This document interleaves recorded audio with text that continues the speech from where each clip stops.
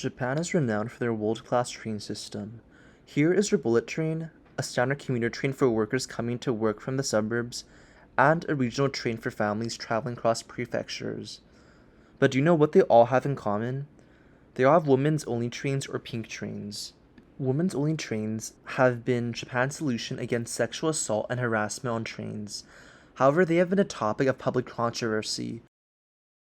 I think he would do far better to tackle the endemic levels of violence against women by making men responsible for their actions rather than segregating women. To understand why, we have to start from the beginning to understand if they're effective and why there's so much controversy behind it.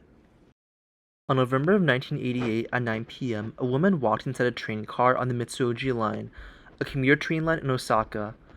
Once inside, she sees two men sexually harassing another woman on that same train. Shocked, she then confronts the two molesters, but the perpetrators then violently restrain her, but no one in the growing crowd surrounding them intervened. The two men carry her to a nearby construction site, raping her, before they were eventually arrested and sentenced with a short 3.5-year sentence. What the case triggered, however, was a long line of feminist protests against chikan, or molestation on trains. The violent case motivated women in Osaka to start protesting against train stations, to start posting anti-groping signs, a taboo at the time because metro companies did not want to ruin their brand. Eventually, the media and the general public began discussing sexual assault on the commuter trains, but these cases did not stop. Simultaneously, in the late 1900s, more and more men in the media began professing their fear of being a victim of false chikan accusations. In March 2000, Keio Corporation made history.